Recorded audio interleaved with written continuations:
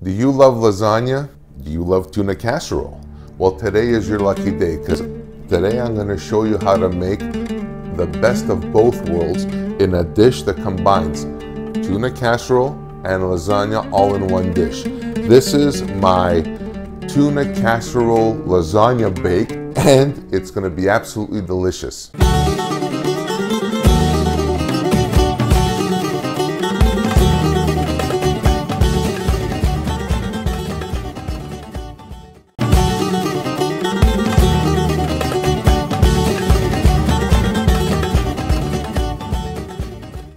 This recipe is super easy to make, super nutritious, and super delicious. It incorporates the use of a lot of veggies: celery, zucchini, eggplant, onion, red peppers, carrots, peas, all the goodness.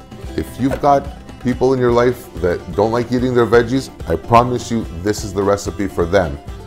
All we're gonna use is one pot that we're gonna make our sauce and our tuna mix, and one of my favorites, no-bake lasagna noodles, all in my beloved 8x12 pan, using only a few ingredients, and it's going to be absolutely wonderful. So first things first, you want to make sure your oven is preheating at 375 degrees Fahrenheit, and once that's out of the way, we can start putting our actual meal together. The first thing I'm going to do is use my trusty food processor. It's amazing. I'd be lost without this thing, and it saves a lot of time and a lot of grief. Simply quarter up your onion, peel it, and put it in your food processor. Eggplant, again, just chunk it up. This will become very, very small pieces as part of our sauce, so you won't really even know that they're in there. Zucchini goes in there. Red bell pepper, quarter it up, that goes in there as well. A couple of cloves of garlic. So far so good, right? Very easy. Once you crush the garlic clove with your palm, the skin will literally just fall off, and you're going to be left with a clean garlic clove ready to be thrown in. And now a little bit of salt, not too much. We got a lot of cheese going in this. We got cheddar cheese, and we also have cottage cheese, one of my favorites, and along with some Parmesan. So we have a little bit of pepper going in there. That's perfect. While I'm going to pulse this up, I'm preheating my pot here to get our butter and our roux going. So it's set to like a medium high, which is exactly what we want. You don't want to burn or scald anything. You just want this to kind of heat up and melt the butter. So I'm just going to take our stick of butter, that goes in there, and quickly pulse this up.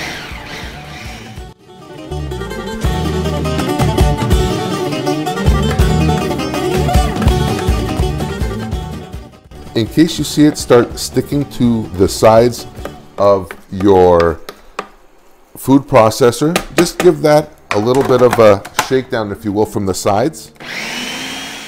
So now we're going to take these and put them into our pot with our butter. That's the sizzle, baby.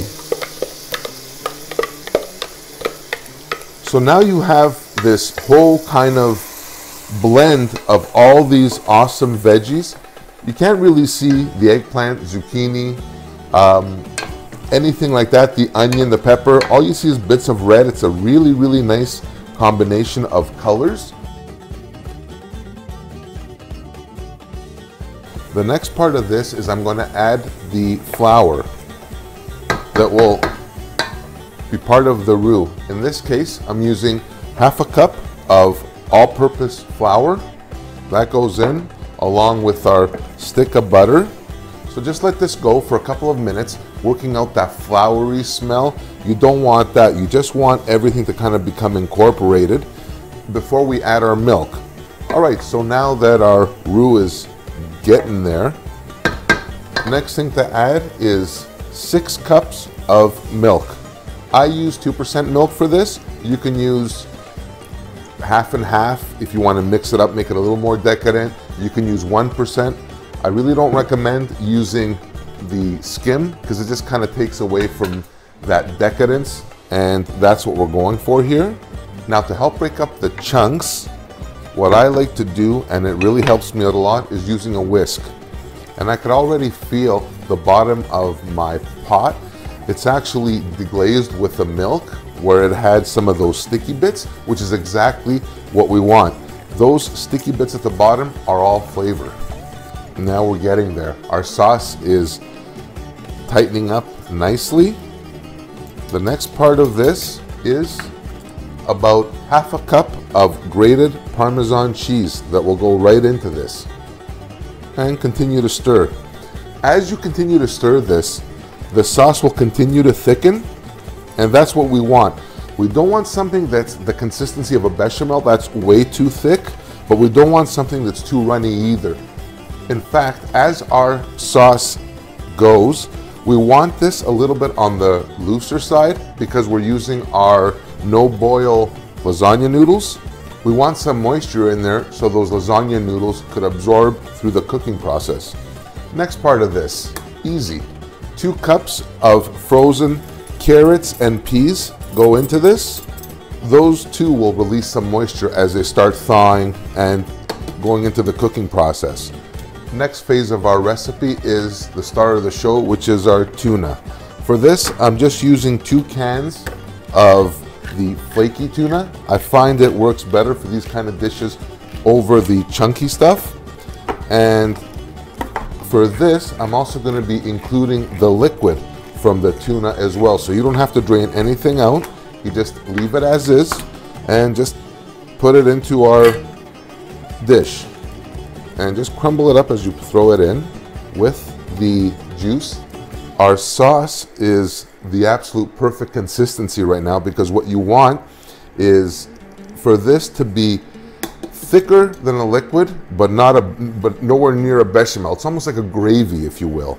So I've just turned off my sauce. It's ready to go. The next part of this is to grate the cheese. In this case, I am using a sharp cheddar cheese, and I will tell you a trick that has saved me a lot of grief and a lot of hassle. I tend to put my blocks of cheese before I grate them in the freezer for about half an hour to 45 minutes. And what this does, it actually firms up the cheese, and if you notice, it actually becomes a little more solid and makes it that much easier to grate without becoming a kind of mushy mess. For this dish, I'm using 450 grams of blocked old aged cheddar. I find that it stands out more than the light or the medium cheddar for our purposes anyway. So now I've got my grated cheese all ready to go. The next part of this is to simply start assembling our lasagna. We're going to take a good generous amount of sauce and put it at the bottom for the first layer of our lasagna noodles. There we go. That's our first layer done there. And I love these. These are the no-bake lasagna noodles. Saves you a lot of time and fuss, actually, because what you're doing is you're taking these and saving yourself an entire step.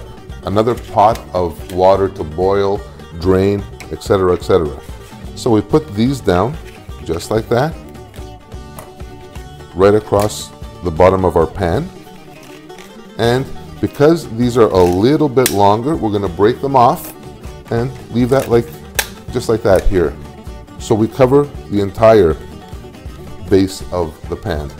So I'm just going to continue to spoon my sauce over our noodles. And again, you want to be generous with this because the noodles will absorb the sauce and the liquid from the sauce, and that's key for the noodles to actually cook and soften up.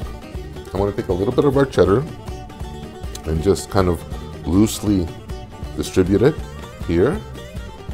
Take a little bit of our grated Parmesan, again putting it just as evenly as you can, and we continue on with another layer of the noodles. And don't worry about bits like this, just throw them in there, not a big deal. And again, go generous with the sauce. This is what's actually going to make this dish, and it's going to make this magnificent. And in terms of the cooking time for this, it's actually shorter than a regular lasagna because there's pretty much nothing to cook through. So this will take approximately anywhere from about 30 to 40 minutes in a 375-degree oven, which is not a big deal at all. While you're cleaning up, this will actually get done. And the next thing I want to do to this is add a little bit of decadence. Well, not really decadence, but texture. And the way I'm going to do that is using a little bit of cottage cheese. It'll take the flavor of whatever it is in here, which is our tuna and our bechamel and our veggies. So you just want to just kind of scatter that through this around evenly. I'm using a 500-gram package, a container, and I like a little decadence, so why not? And the rest of our cheese. I like to go heavy on top. It makes a beautiful crust, and once this cheese melts and bubbles up and blisters, it'll make the dish look fantastic too. And let's face it, you're not going to go for a run after this dish anyway, so might as well just indulge and enjoy yourself and use this all up. And in fact, got a little more cheese, why not? Perfect, right there. I love cheddar. And the last little bit of sprinkling of our grated parm goes over our dish. And my dear friends, this is ready to go in the oven. So once again, I'm going to put this into a 375-degree oven for about 30 to 40 minutes. Keep an eye on it. And once the cheese is melted, it's become all nice and golden brown on the top and bubbling and blistering, you're good to go.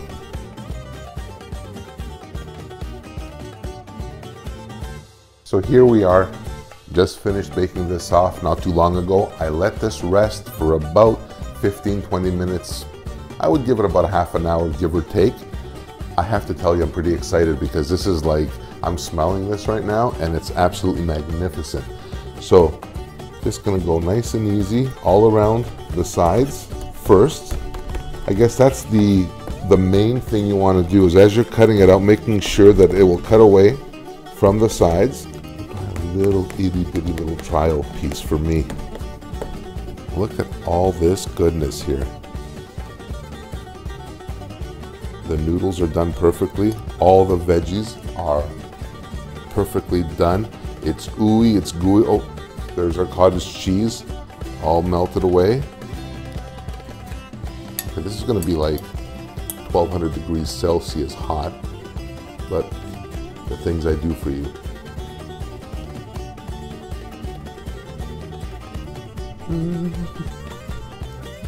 I could do the dance of joy right now. Really, really delicious. This is basically tuna casserole in the form of lasagna. So you get the best of both worlds in this. You get a delicious lasagna feel and the beautiful taste and texture of a tuna casserole. Comfort food 101, my friends.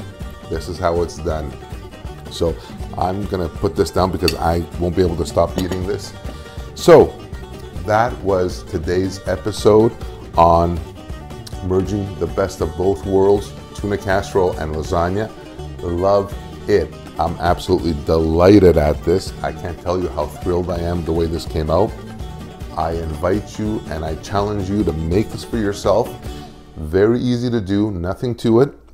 Just a few ingredients that are common. You're gonna have a super delicious dish that's easy on the pocketbook, and you can feed a whole bunch of people from just a small amount of food. So I hope you liked this video. I hope you learned something. If you did, please share it. Share it with your friends, your family, people you don't like. You'll become friends, but share it, like it, hit the like button, very important. Subscribe, become part of our community here. This is all about the non-cooks who like to cook, who like to dabble. I am more than happy to show you what I know, and Continue to follow, subscribe, and see what's up in my kitchen. Until next time, I'm Ken, aka The Lazy Gourmet. Thank you for watching. Bye for now.